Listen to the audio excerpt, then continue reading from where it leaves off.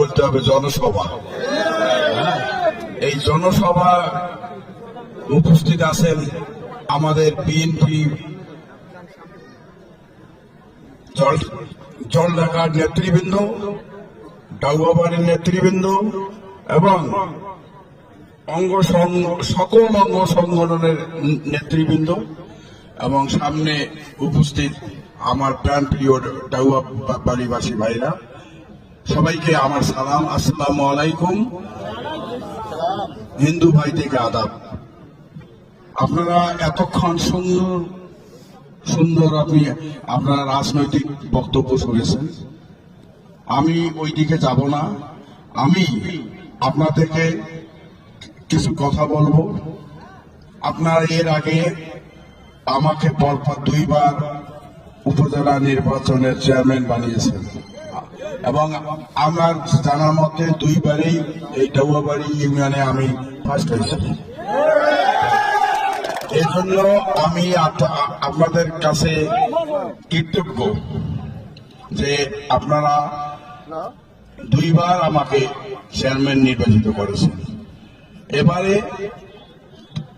সংসদ নির্বাচন এবং সংসদ নির্বাচনে আমি তারেক জিয়ার মনোনীত প্রার্থী হিসাবে ধানের শীষ মার্কা নিয়ে আমি প্রতিদ্বন্দ্বিতা করতেছি।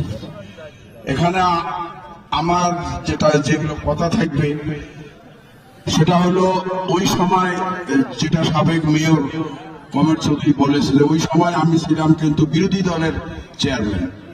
ওই সময় কিন্তু 2 টার্ম চেয়ারম্যান আমি হয়েছি ঠিকই, কিন্তু 2 টার্মে আওয়ামী লীগ ক্ষমতায় ছিল। আমি কোনো কিছু মানে স্বাভাবিক নিয়মে যেটা আমি পাইছি ওইটাই করছি, এর বাইরে আমি মানুষের কিছু করতে পারি নাই, আমার ক্ষমতা ছিল না। তা যাই হোক, আমার কথা হলো আমি চেষ্টা করছি, যার জন্য মানুষ খুশি আমার উপরে, যে আমি করতে না পারলেও আমি চেষ্টা করেছি। তা এবারে হইল এমপি নির্বাচন। একজন এমপির আমি ওই সময় দেখছি, ওই 10 বছরে আমি দেখছি যে একজন এমপির কি ক্ষমতা। প্রথম যখন আমি চেয়ারম্যান হয়েছি তখন আমি এমপি পাইছি ফারুক কাদের সাথে, তার পরের বার এমপি পাইছি আমি না ইয়াতে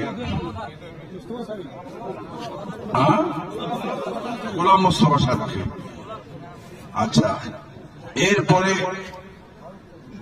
না ফারুক কাদের পরে পাইছি আমি ইয়াকে মেজর রানাকে, তারপরে মোস্তফা, তারপরে মেজর রানা। যাই হোক, আমি 3 জন এমপি পেয়েছিলাম। তা আমি ওই সময় দেখেছি তাদের ফাইল, কিছু ফাইল আমার কাছে আসতো, এই যে কবরস্থানের টাকা, মসজিদের মেরামত, মানে বিভিন্ন ধরনের কিছু ছোট ছোট যেগুলা প্রজেক্ট, ওইগুলা পাস করতো, কিন্তু আমার একটা সই নিত, ইউনো সইগুলো আমার কাছে পাঠাইতো, আমি সই করতাম। তা যাই হোক, ওই কাজগুলার যা দেখছি, কোন ওই টেন্ডার হয়েছে বা প্রজেক্ট পাস হয়েছে, টাকা গেছে কিন্তু কোনো কাজ হয়নি। আমি দেখে আফসোস।